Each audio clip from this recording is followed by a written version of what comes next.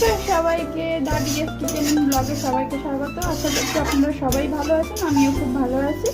তো আজ আমি তোমাদের বানিয়ে দেখাবো একটা অন্য ধরনের মাছের ফিশ ফ্রাই বলে, ফিশ ফ্রাই। এটা ঠাকুরবাড়ির একটি রান্না। সেটা করার জন্য সবার প্রথমে আমি মুসুর ডাল একটু ভিজিয়ে রেখে এটাকে জল ঝরিয়ে নিয়েছি, নিয়ে এটাকে আমি ড্রাই রোস্ট করে নেবো। দিয়ে এটাকে আমি খুব ভালো করে না হলেও যাতে একটু দানা দানা থাকে সেইভাবে কিন্তু আমি এটাকে পাউডার বানিয়ে নেব। তার দেখো আমার ডাল কিন্তু ভাজা হয়ে গেছে। এবার আমি এই ডাল ভাজাটা নামিয়ে নিচ্ছি। এটা কিন্তু মানে যাতে পুড়ে না যায় সেইভাবে কিন্তু ভাজতে হবে। দেখতেই পাচ্ছ কি সুন্দর ভাজা হয়ে গেছে। এবার আরও একটা ভাজা মশলা বানিয়ে নেব। তার জন্য গোলমরিচ নিয়ে নিয়েছি অনেকখানি পরিমাণে, তারপরে গোটা গরম মশলা, এলাচ, দারচিনি, লবঙ্গ সব নিয়েছি। এটাকে ড্রাই রোস্ট করে নিয়ে এটাও আমি গুঁড়ো করে নেব।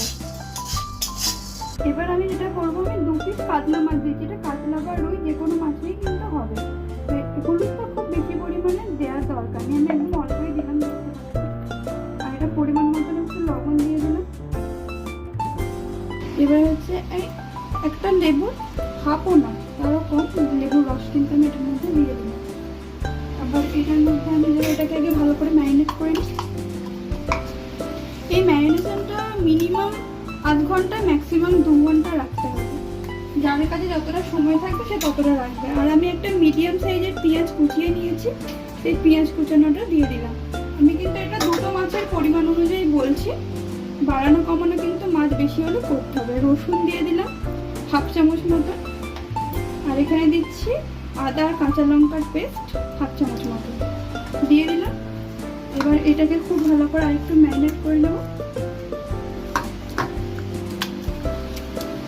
আর এবার এটাই যেটা দেবো সেটা হচ্ছে যেই মশলাটা আমি ভাজলাম, সেই ভাজা মশলাটা আমি দিয়ে দিলাম।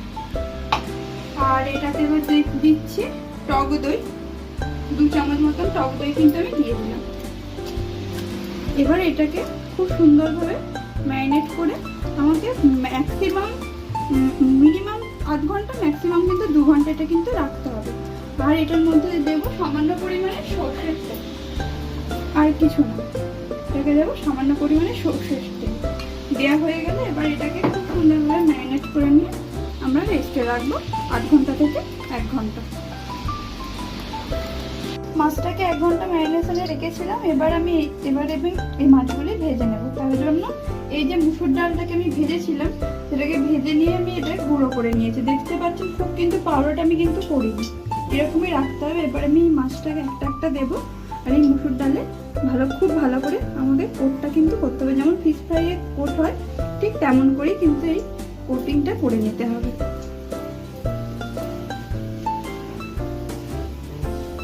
কড়াইয়ে তেল অলরেডি গরম হতে দিয়ে দিয়েছিলাম। এই যে মাছটাকে খুব ভালো করে মুসুর ডালে ম্যারিনেট করে নিয়েছি। এবার এটাকে লো টু মিডিয়াম আছে ভাজতে হবে, কারণ মুসুর ডাল যেহেতু ওপরটা তাড়াতাড়ি কিন্তু ভাজা হয়ে যাবে, কিন্তু ভেতরটা মাছটা কাঁচা থাকবে। তাই একদম আস্তে আস্তে এটা ভাজতে হবে যাতে ভেতরটা প্রপার সেদ্ধ হয়।